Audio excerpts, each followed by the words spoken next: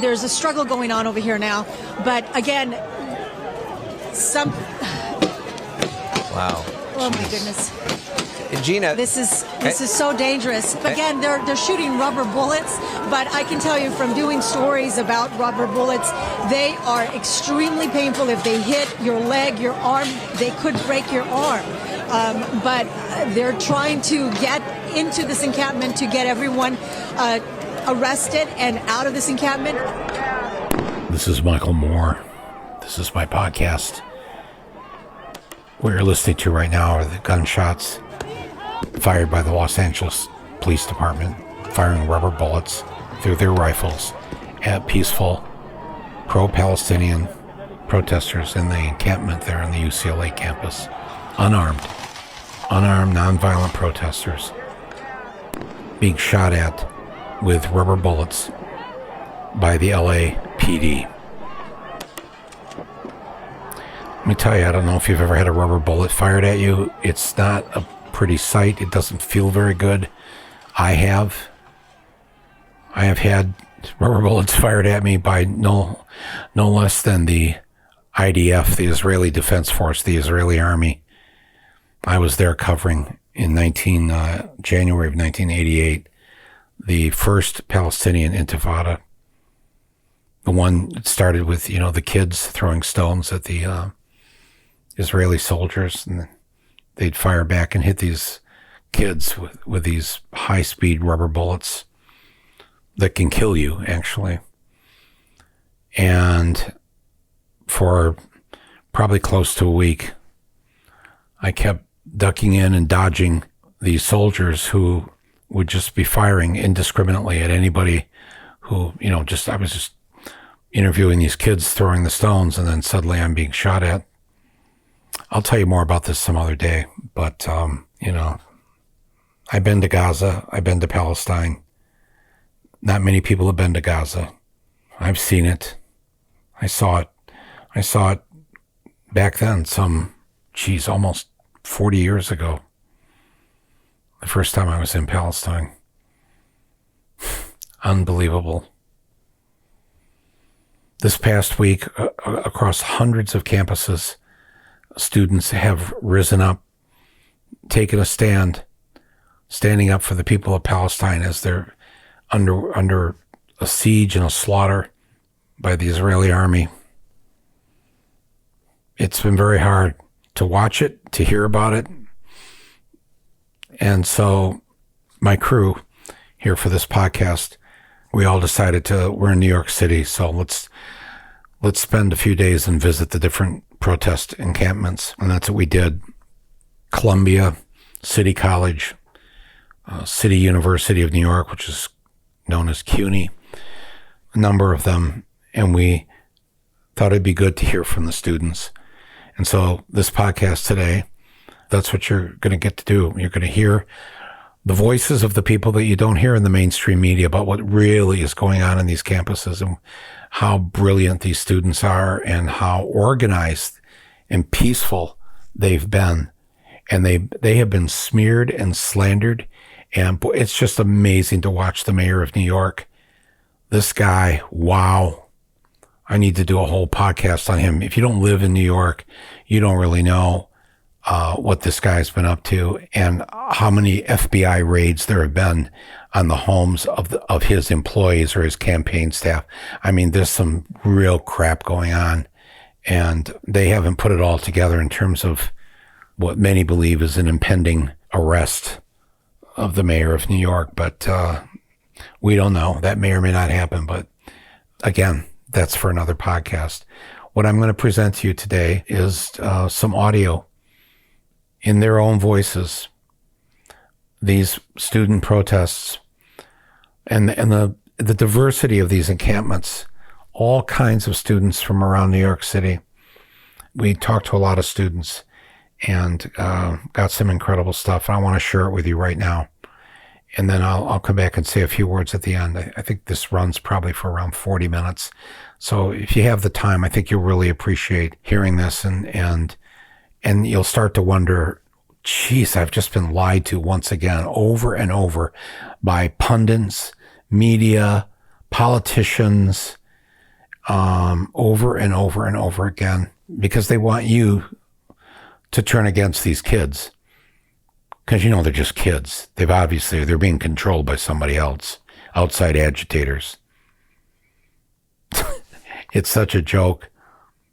I actually thought of calling down to City Hall to see if there was some place I could go to sign up to be an outside agitator. There's no such thing as an outside agitator, because these schools live in the communities. They exist in the communities. They participate in the communities. And especially the free universities, or mostly free colleges, you know, represent the city of New York, which is maybe a third white, but 2/3 not white. And you go to these schools and you see that they're set up to represent and to teach, educate the diverse group of young people and adults throughout the community. We're going to be back here this week too, as I think this is just going to continue across the country. I hope it continues. I applaud every student who's taken a stand on their campus at graduation, whatever. This is the purpose of a democracy, is to be able to redress your grievances, to assemble, to have free speech, and to disrupt. Yes, disrupt. Non-violently disrupt. And when I'm talking about non-violence, I'm not talking about, you do have the right to take over the administration building. I'll tell you, just speaking from Flint, we would have no UAW, no auto workers union, if back in the 30s, the auto workers, including my uncle, had not taken over the factories. They broke windows. They locked all the doors. They kept all the police and the National Guard out for 44 straight days in the middle of winter, until they won the right to be recognized by General Motors and to be paid a living wage. That only happened because they took over the factories. Yes, you have to take over buildings. That is not violence. My thanks to Angie and Donald, a couple of anonymous people that I don't want to say their names out loud, because they were able to sneak into places on the campuses that I guess we weren't supposed to be in, because we'd be trespassing on publicly owned property, no less. But the students are all so cool and so wanting their story told, and they know that they were just getting a raw deal from the media. And I'm telling you, go in there and it's all these Palestinian students and all these Jewish students, Jewish and Palestinian students, working together to stop this war. It's a beautiful sight, as the saying goes. Let's turn it over now to the students here on the campuses of City College, CUNY, Columbia, etc. And then I'll come back and say a few words at the end.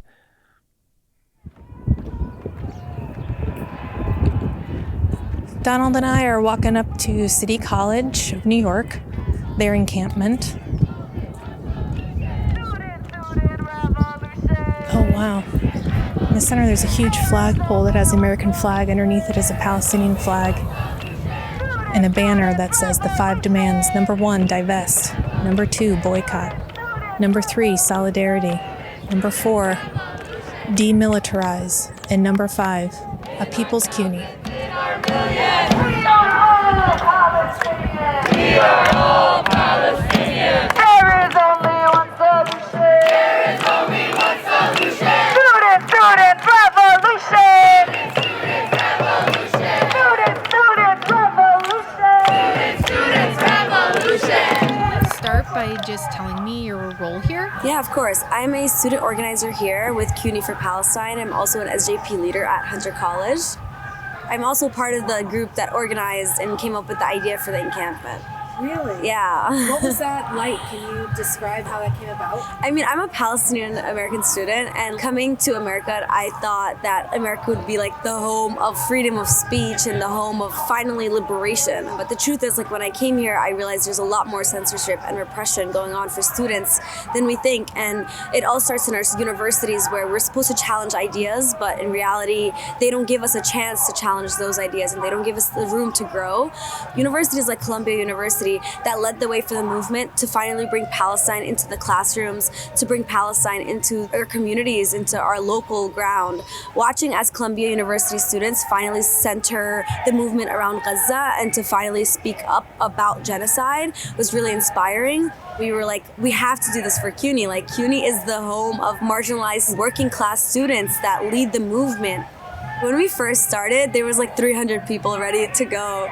And it's because we've been speaking about divestment for a very long time. I mean, for decades, SJPs were demanding divestment from CUNY.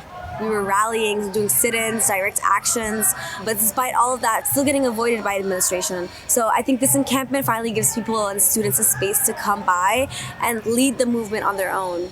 Have you had any pushback yet from the administration? CUNY right now, administration has been ignoring us completely. They've just been so focused on like safety. Like, let's make sure that everyone is safe here. We're not here for safety. We're here to disrupt the classrooms, here to disrupt your daily lives. And so whenever we get a chance to talk to administration, we remind them like, hey, we need to negotiate on the 5 demands. And they're always like, well, like, let's talk about safety. Or, hey, like, let's talk about the fact that we're keeping public safety off campus. That's great and all, but what about the 5 demands, you know? So right now our main goal is to make sure the chancellor is here and that he realizes that we're ready to escalate at any given moment if we wanted to. Can you tell me more about the 5 demands? Of course. So our first demand right now is to disclose and divest. And that's really important because we want CUNY to be transparent with their investments and their contracts with these Israeli-funded companies, and to finally like divest from genocide and to realize that that's the most important thing. Like, our tuition money shouldn't be going towards genocide. And number 2, we are demanding respect for academic boycott. And what that means is cutting off all ties with universities that have connections to Israel and birthright trips to Israel, where students are going back and helping feed Israeli soldiers and fund genocide. So that's really important for us, especially as we've seen like Hillel at Baruch, for example, posting their pictures, packing lunches for IOF soldiers. Number 3, we're demanding solidarity with our students and faculty that are standing up against genocide. And this is really important, and it's honestly a personal one for me because I faced a lot of repression against administration at Hunter. So it feels good to finally be like, listen, we need to demand that you guys stand by us and you investigate what's been going on for us. Number 4 is we demand like NYPD and IOF off campus. And that's really important because students have been getting surveillance by NYPD repeatedly. And we've seen that at schools like Queens College and CCNY, where NYPD has offices inside these schools and they surveillance these students and MSAs and SJPs. And most importantly, we demand that IOF be off campus. And this means like any IOF soldier coming in and trying to speak about genocide should not be allowed. And that should be made clear. Number 5 is People's University be given back to the people. And this means free tuition for all students. This also means fair wages for our faculty, and for faculty to be able to receive the right to free speech, for students to be able to receive the right to free speech. This is what it means to be a people's university. Who is a part of this encampment? Everyone. Like, this is like genuine, like everyone. Like, I know when people say like everyone is open, it could be students and faculty, but no, we're saying CUNY students are allowed, the public is allowed, local communities are allowed, workers are allowed in, unions are allowed in, babies, dogs, everyone is allowed in, and we're open for everyone to join us here today and to mobilize and to finally be part of the movement. We're ready to feed the community, we're ready to give back to the community, and we're ready to mobilize together. A teaching on the relationship between Zionism and colonialism. Please make your way over to the steps. Today I'm representing Not in Our Name CUNY. We are an anti-Zionist Jewish cross-campus collective of students, alumni, staff, and faculty dedicated to standing in solidarity with Palestinian liberation. I'm sure like a lot of you have seen the signs out there that say anti-Zionism does not equal anti-Semitism. For me personally, I find those cringy. I feel like they don't go far enough in a lot of ways. Like, they're completely different things, and I think there's a much stronger stance, which is that Zionism itself is anti-Semitism, and Zionism is built on anti-Semitism. Zionism, as an idea and as a practice, doesn't really value Jewish lives. Certainly not my Jewish life. It sort of endangers my Jewish life. Of course, not as much as other lives, but it still like puts me on the wrong side. And also doesn't even value Israeli citizens at various eras and currently with hostages and the Israeli response to it. all of which kind of just drives home the point that Israel is about the Jewish state more than it is about Jews. And this is something that's really built into its origins. So Zionism is ultimately harmful to Jews, but it does not harm all Jews equally, and of course none of this compares to the harm that it does to Palestinians, its primary victims, its primary oppressed population, the subject of its ongoing genocide. But I think it's pivotal to think about how it harms Jews because it really debunks the mainstream narrative about these encampments in particular and Palestine organizing more broadly. Yeah, I'm a CUNY student at Hunter, and a very big part of seeing the encampments come up was trying to figure out how we could help and what we can do. I've been a socialist for a long time, and I've been Jewish for my entire life. And so a very big part of me joining this movement was understanding the identity I held as a Jewish person is different than the identity Palestinians hold. And the identity the Palestinians hold is one of oppression, one that has been actively fought against and broken down, beaten. We see it over and over again right now in Gaza, obviously, but we've seen it for 75 years since the first Nakba. And as someone with family who was involved in the creation of Israel and journalists who worked with Israel, people who, Yasser Arafat, a friend of his, my grandfather, did a lot of work for Israel. There's a certain connection I have that I feel I would be wasting if I wasn't getting my voice out there. I don't mean to center myself at all in this because it's not about me, it is about the people in Gaza and especially the people in Palestine more generally. But I think that specifically for this movement as it exists right now, Jewish voices are not being silenced in the same way that Palestinian voices are being silenced, and they need as much solidarity from the Jewish side as humanly possible. The claims of anti-Semitism on campus from everyone from the presidents to the actual president of the United States have been absolutely disgusting. There is absolutely no evidence of that. The few examples that people can come up with are usually immediately shut down as either being an inside job or a deliberate attempt to try to rile up a crowd that didn't work. From everywhere I've been, I've received nothing but love from my comrades. Being Jewish and being, I know this is a bit of a weird term, but like visibly Jewish, where people can talk to me and look at me and say, oh, okay, you're Jewish. I get a certain level of people respect my position more than they respect Palestinians' positions. And that is disgusting and gross, but is something that I have to take advantage of if I'm going to actually aid in this movement. I think solidarity has to come first for any movement. If you don't have people with you, then you're nothing. And I think this is the greatest example that I've seen, at least in my lifetime, and it's a short lifetime, but it's something that I haven't seen in any other movement, including Occupy, there has been nothing at this magnitude of people from across the globe coming together and fighting for something with one voice.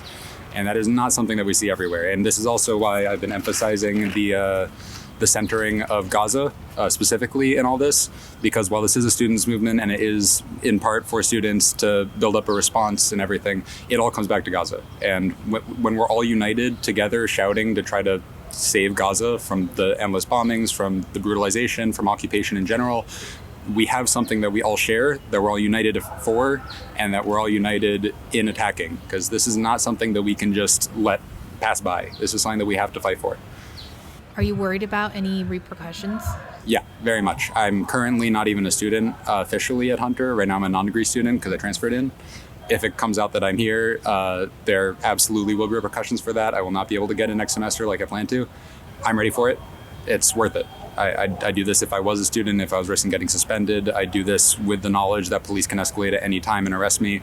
I do this with all this knowledge because I believe in the movement and believe that it's worth all this. This is not something that we can half-ass and say, well, we tried. This is something we need to do.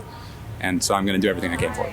I love putting my name down. It's a challenge once you do it, yeah. This one has a dance to it. Okay. I had a sister in Palestine, I thought you know.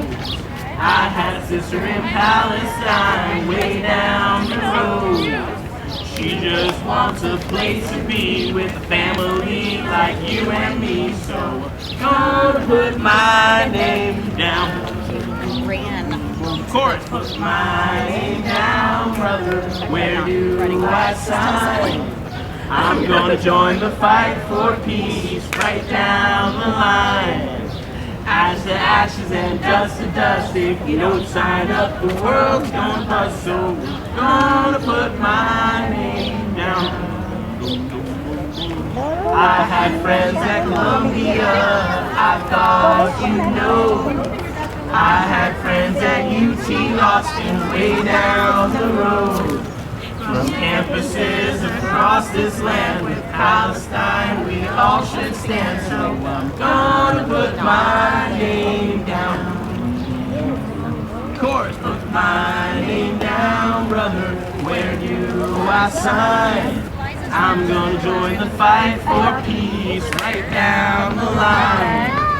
Ash to ashes and dust to dust. If you don't sign up, the world's gonna bust. So gonna put my name down. I have brothers throughout this land, I thought you know. I've got sisters throughout this land, way down the road. Yale, Cal State, CUNY, and more. We all say we don't want war. Gonna put our names down.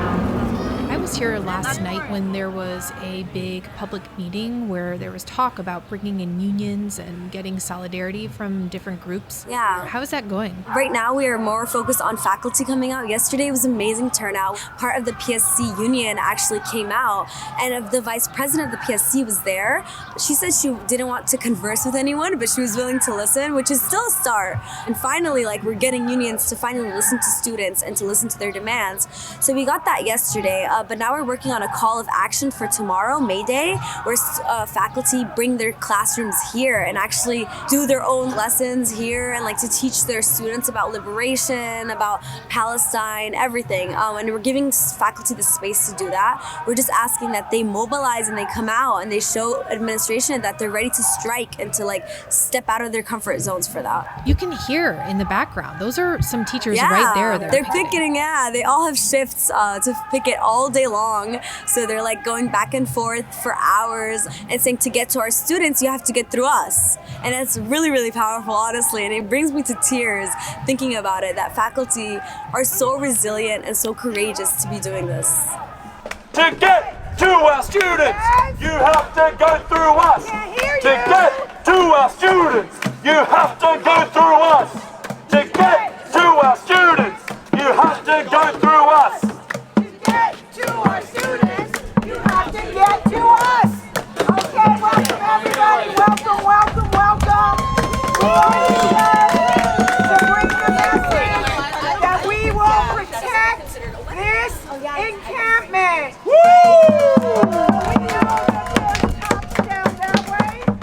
We know there's cops down that way. There might even be some cops down that way. But we want to send the message. We are willing to do whatever to protect this struggle. Last night, more than 200 rank and file members of the Professional Staff Congress, which I am a member of, and many of you are, held an outdoor People's Delegate Assembly and made it clear that we demand our unions protect the encampment, support the students, and support us. So it's important that leaders get this message. We are not backing down.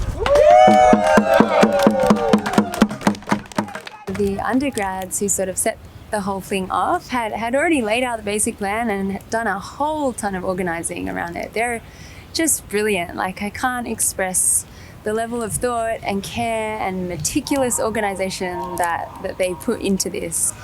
And I and some other grad students and faculty members sort of joined the planning at a bit of a later stage and contributed what we could. And at that point, it was 3 days to go and we chucked the tents up. And then it's just been kind of figuring things out as we go. Yeah.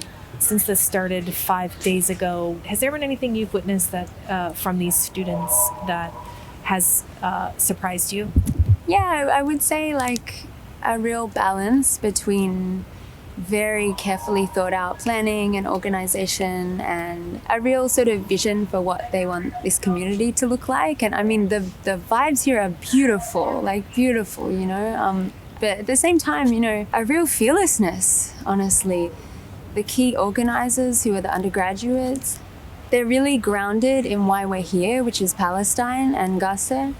And I think that is really important. And that has come up time and time again. You know, like when one of the organizers was asked the other day at a press conference, well, are you afraid of being suspended? Without hesitation, she said, students in Gaza would dream of being suspended. And I think having them as our leaders, and, you know, many of the organizers are Palestinian, has really just kept this grounded in like why we're here, and that this is about a genocide, and you know it is a beautiful community, and it is a vision of how things could be otherwise, but it's also deeply serious, you know, and like a lot of us come here with a lot of pain from what we've been watching for months and months.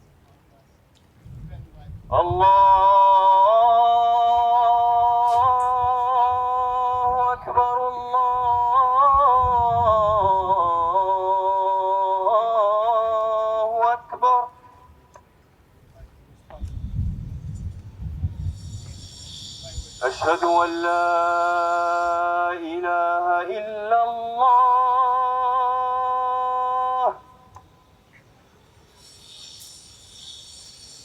أشهد أن لا إله إلا الله أشهد أن محمدا رسول الله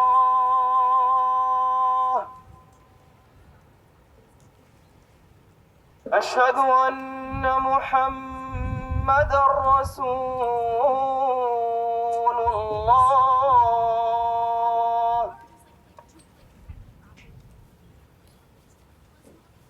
حي على الصلاة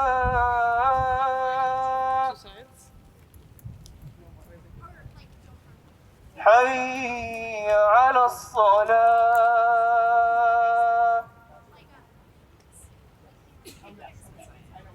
حي على الفلاح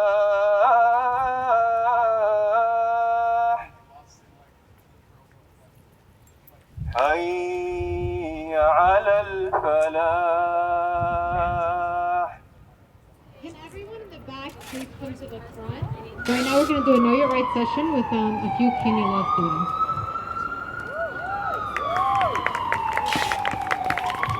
If you're in the street and an officer comes up to you, the first thing you are going to do if they stop you is say, am I free to leave? So can everyone chorus out, am I free to leave? Am I free to leave? Right. The important thing is that you do not move unless a cop gives you clear verbal confirmation that you are allowed to move. So if the officer says nothing, if the officer is like,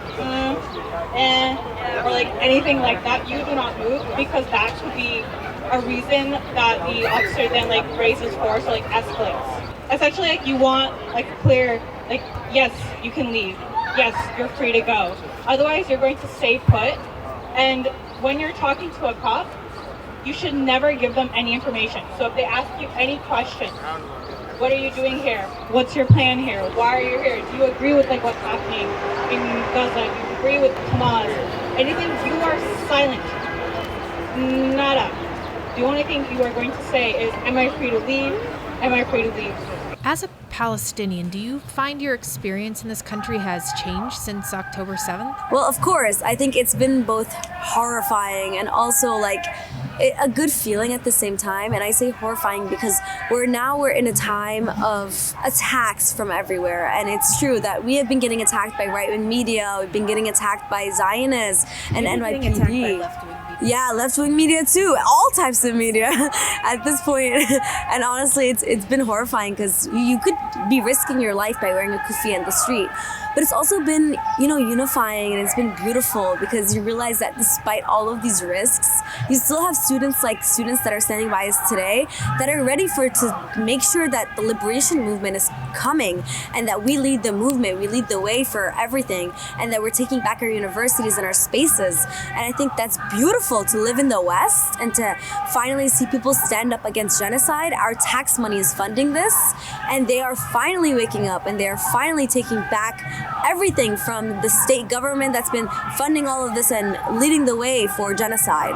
So it's been really, really beautiful to see all of this, and I hope one day that I stand by the same people today to see a liberated Palestine. Are you happy with how the organizing's been going? I think the most important thing that we've been trying to work on for so long is communication, because people want their voices to be heard. People want to be part of the process. People want to be included and have responsibilities and roles in the encampment. And we've been trying to do that in our very best, like giving people roles in committees like supplies and food and cleaning, and making sure people are involved in negotiations when there's updates. So we try to have an assembly every day at 4 o'clock to update people. And then as you've seen today, like we're trying to start these meetings every morning so people can get involved and voice their concerns. But at the same time, it is hard, and people have to recognize that having an encampment is not easy. Like, it seems easy to get food and to get tents and set everything up, but it's much more difficult to organize the space and to recognize that people of all different races and backgrounds and stories and religions, they're all here as one, and that may change their perspective on things. And you have to be aware of that, and you have to acknowledge that, and you have to like take that into consideration and use it to your best ability to organize and grow in the encampment. Have you gotten any counter protesters that have come in and tried to cause problems? Yeah, we've had so many counter protesters, and I think the important part is that we have security ready to de-escalate. And what they do is sometimes they'll tighten their arms together. I think you've seen it before, and they like push back on the person so that way the person doesn't enter. The second day, I believe, public safety officers tried to enter the encampment. Public was really, really upset. So students and faculty were pushing back on public safety and actually forced public safety out of the encampment. Public safety was like, wow, like these people are really powerful together. Like this shows the true power. You realize that the people united literally will never be defeated. They will never be defeated. Is public safety run through CUNY? It's CUNY, yeah. So CUNY runs public safety. And administration is basically telling them all the orders of what to do. Why were public safety trying to get in the first place? I have zero clue. What I know is that right now they're super worried about like chalk, for example. We had a Palestinian girl get arrested and charged with a 3rd-degree felony for chalk. So this was all public safety, just trying, like literally no NYPD, just public safety arresting a girl for chalk. Palestinian young girl. And this was all done the past few days, and we're trying to get those charges dropped because there should be no reason why a chalk could be felony, 3rd-degree felony. Like, that's crazy. Once these people realize that unification is the most important tool to use against NYPD, I don't think anything like NYPD or Zionists can scare us. Somebody was just talking about the history of the 5 demands within CUNY. Do you know anything about that? Yeah, I mean, we purposely did it 5 demands for the 1969 5 demands. And I don't know if you've all seen like the Respect the 5 demands of 1969. Puerto Rican and Black students and faculty like united as one to demand that administration finally recognize them and to make a whole new school for these students. And the way that they did it is they occupied the buildings and they literally shut it down for, I think maybe like 15 or 16 days, chained the doors and made sure that public safety and NYPD wasn't allowed inside campus. And it was humongous, it was revolutionary because the administration had listened to them and they took that control back from administration and they held the way for revolutions. And now we stand in that same very ground of our ancestors before us that led this movement and finally demanded something from administration. So we purposely did that and we made sure that it was 5 exact demands and that, you know, administration realizes that we are literally carrying on the legacy of our ancestors. And we're lucky here today to actually have a member who was active in those struggles in 1969. Jose here from Lehman College, and I hope you'll stick around to hear his stories and happy that he's around here to share it. So can we show Jose some love? Woo! Today, you are struggling against the whole imperialist system. It's not just the administrations, it's also Congress. It's the whole U.S. empire trying to shut you down. So again, I applaud you. One of the things that was really key in '69 is we had a lot of support from the community. Building that support from the community was really key. Bringing us breakfast and lunch and dinner. and joining us at times on the campus.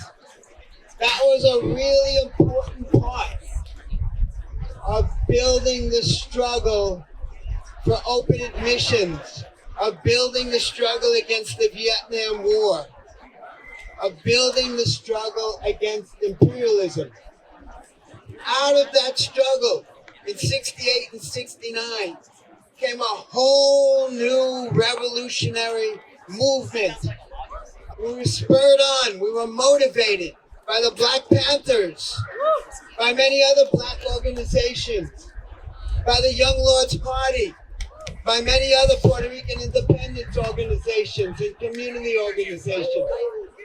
Those organizations were key in building support for us and in motivating us to stay strong. You are inspiring not only the community, not only other colleges throughout this country, people throughout the world. Stay strong. We are with you. Make this a summer for the liberation of Palestine. Thank you. Palestine will be free from the river to the sea. Palestine will be free from the river to the sea. Palestine will be free from the river to the sea. Thank you. How do you feel about President Biden? Oh, our friend President Biden. See, people say like the Democratic Party is like an amazing party that's ready to like help the community of marginalized people. That's not true. And we've seen that. Not only President Biden, but President Obama has shown us that. The presidents before Biden have shown us that. These people in power are the exact reason why we should realize that it's time for the people to have a voice. That despite him sending billions and billions of dollars to Israel, like the point is, it is time for us to take back our own voice and to realize that this country was built on the blood and the sweat and the tears of the ancestors before us that were Native Americans, that were working class, that were marginalized communities, that were the Black community, the Muslim community, all of these communities that came together as one to build this country. So it was not Biden who built this country, it was us. And it's time that we take back the country that we built. Do you think Biden is hurting his chance for a re-election? Oh, hell yeah. His campaigning process has been disrupted completely every time he comes to New York. And it's the same way for Mayor Eric Adams, for Governor Kathy Hochul. Every time they have an event in New York City, we disrupt, and we're there to disrupt and show him that, listen, you're not getting anywhere. And I promise you that you're not getting anywhere without us being there and without us showing you that what you're doing is urgent and needs attention. And it's time that you listen to us and stop sending money to a genocide.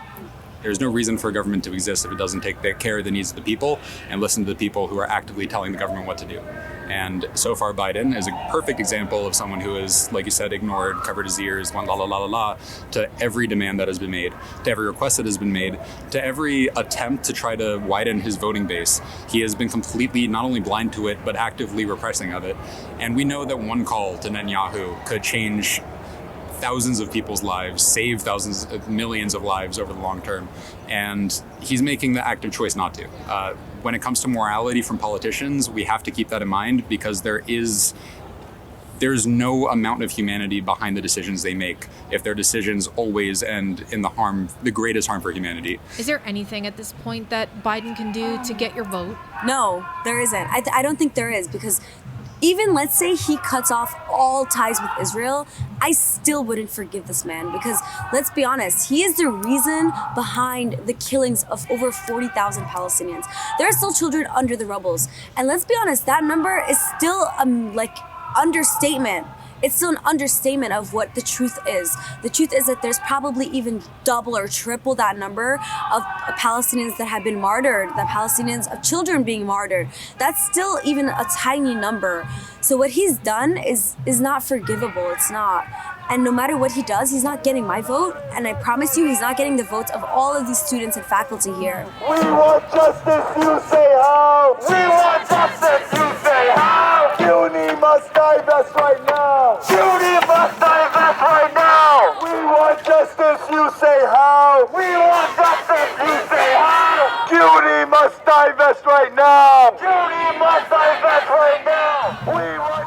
there's a lot of misconceptions all around the media.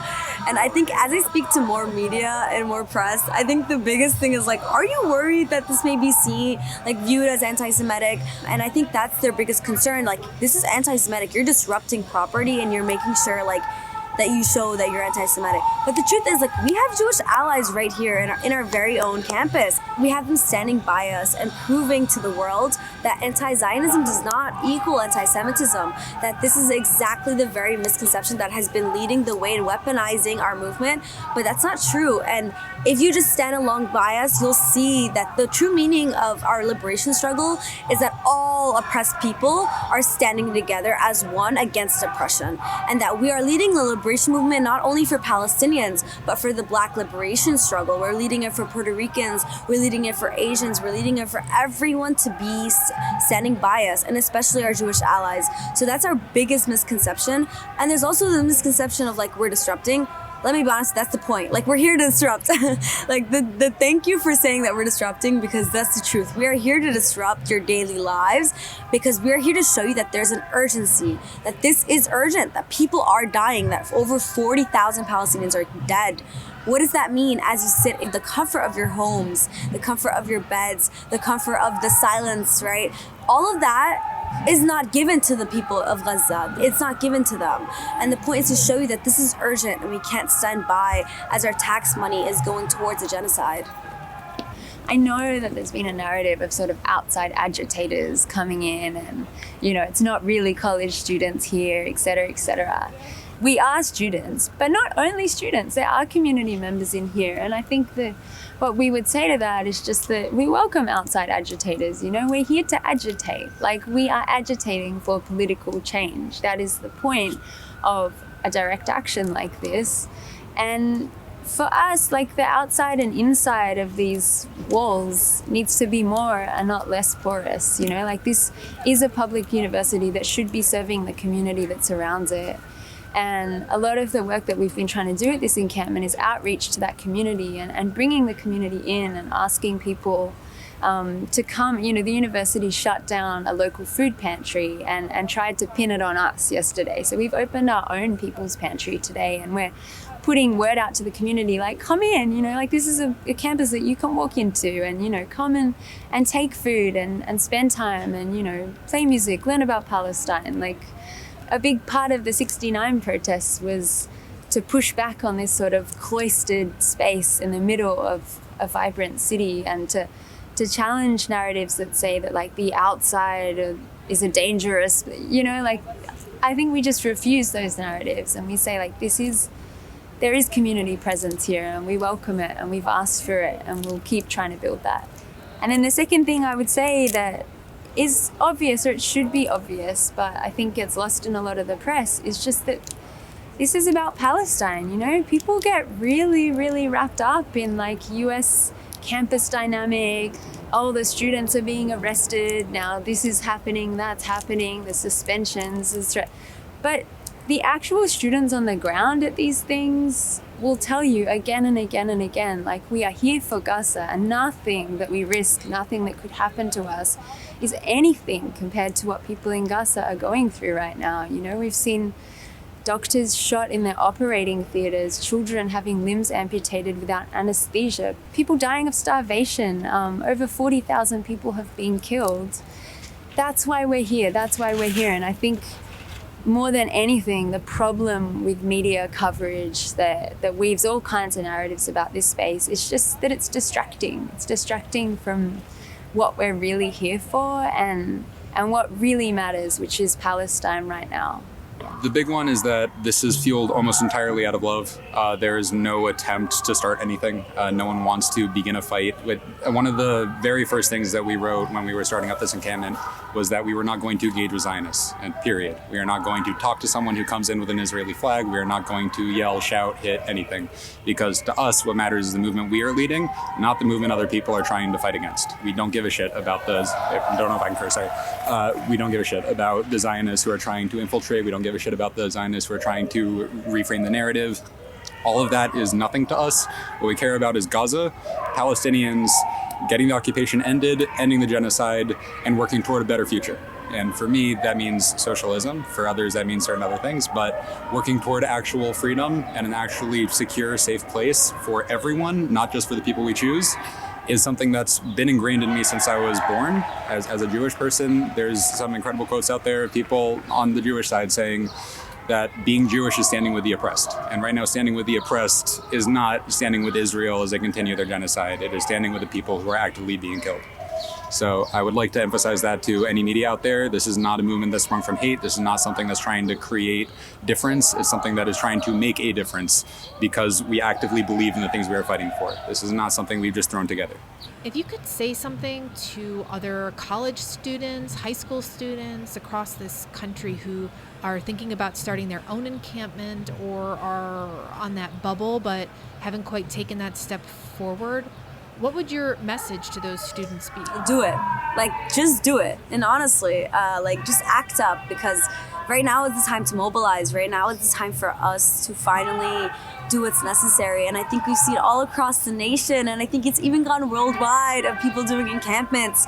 And it's because what people don't realize is if students are not listened to, they're gonna make sure that you listen. They're gonna make that clear. There's been scaremongering, there's been, oh no, they're all gonna get arrested today, or they're scary themselves, or whatever it is. It's bullshit. Come down, join in, start your own encampment. Like, the real question should be, when do we say enough is enough? You know, like we have watched this genocide for months and months and months, live streamed to us. And I know that anyone with their eyes open right now has seen things that they're never going to forget.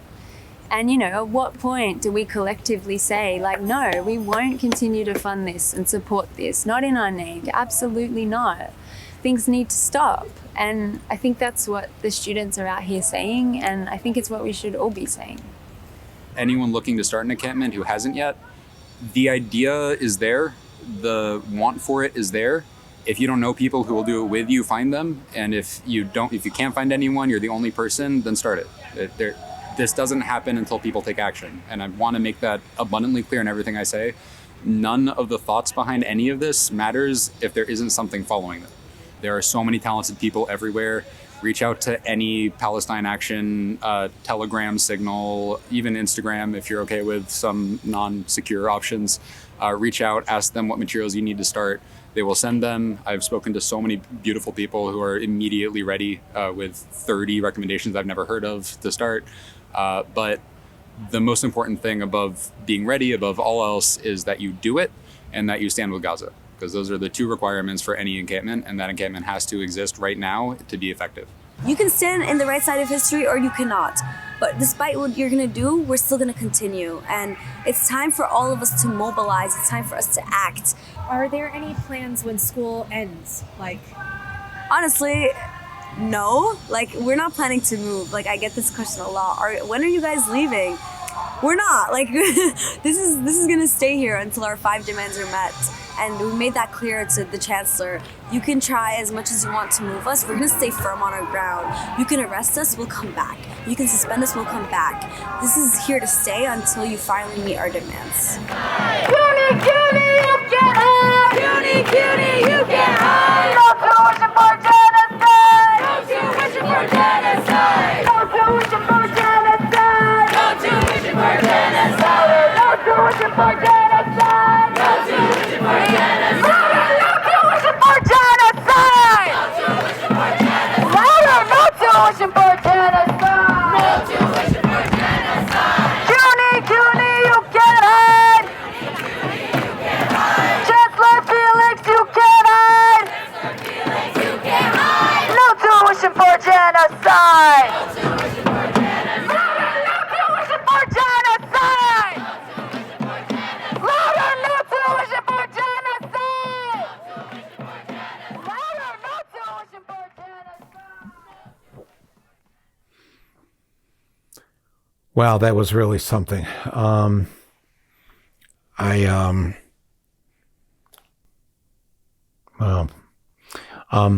I have a few last words to say, but first I want to thank the underwriters for today's podcast. First up is Shopify. Thank you, Shopify, for supporting my voice here.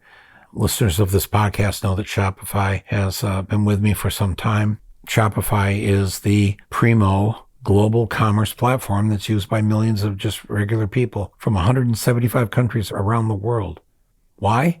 Because they have made all the tools that just the average person would need if you wanted to launch, run, and grow your own business, your own thing, or maybe you want to do it for your nonprofit or your school or whatever, and to make whatever it is that you want to sell or promote, make it happen. You don't have to be some big, rich corporation. So whether you're looking to launch a new online shop or raise money for a cause that you care about or grow your existing business to support yourself and your family, Shopify has got you covered.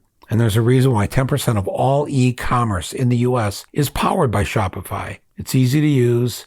You don't have to be a tech-savvy genius here. They've got all the integrations and all the third-party apps that you need. You just bring your best ideas, and Shopify will help you open up shop. Plus, they've got extensive help resources to support your success every step of the way.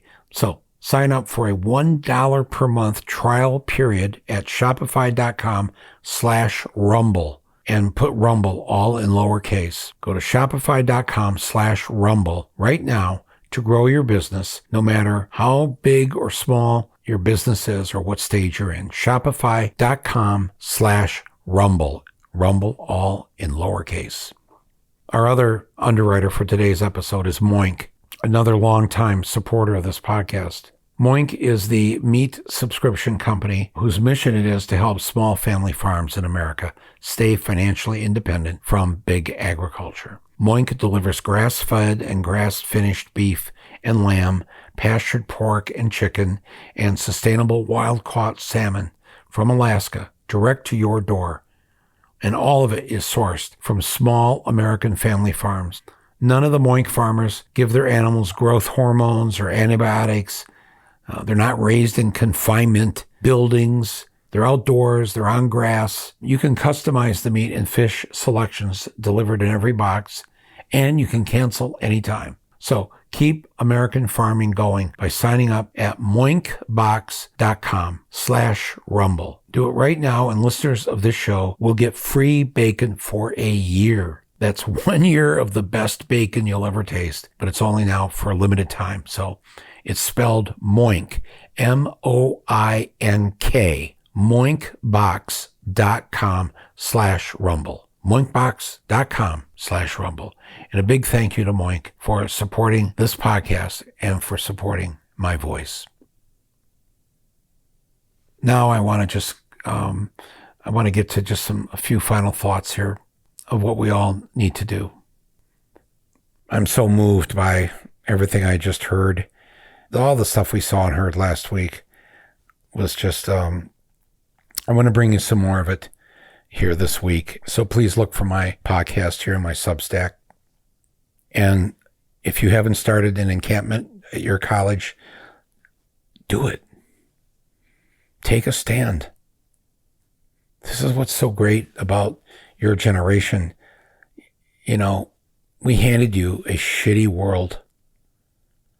I mean, I know my generation, we did some good things, et cetera, but let's face it, our planet, what we've done to it, how we haven't stopped the bastards from what they've done to it, how some of our movements have been co-opted by capitalist entities, trying to be green by making some green for yourself. I'm not going to get into everything now about how I feel about all this. I'm just grateful for Gen Z and now Gen Alpha coming along, all you high school students. You can stand up. You can walk out. You have a right to free speech. There's an actual Supreme Court decision that says you have a right, Tinker versus Board of Education. You have a right to free speech. Make your voice heard. This is a moment in history. Don't miss it. Be part of it. You know what's right and wrong.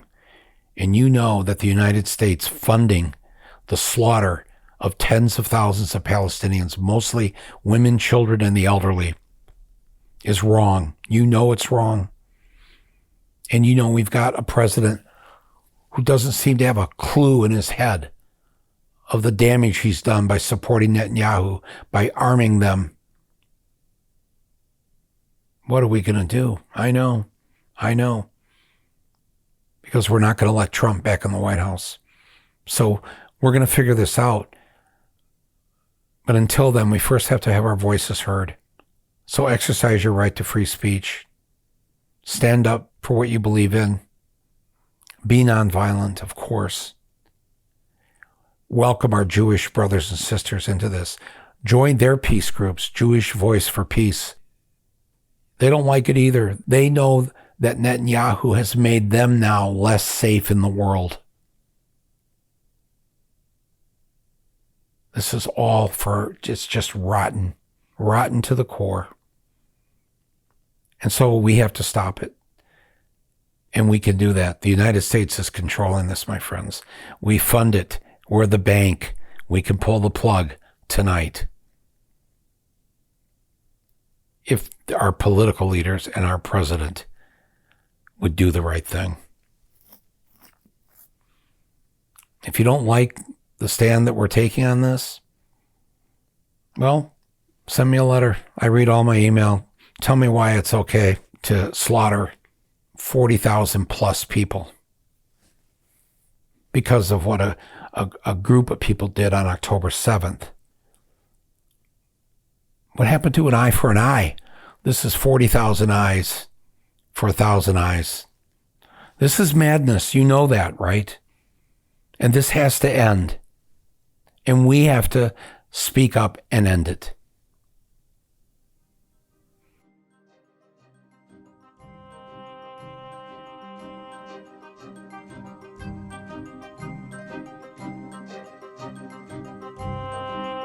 Thank you to my whole team who went on the campuses here this week for this podcast. I appreciate all of your good work and all your help. If you are doing something at your campus, you can send it to me. I'll post it. Don't be silent. Silence is violence. I'm Michael Moore. This is my podcast. Thanks to all of you for making this happen. I'll talk to you real soon.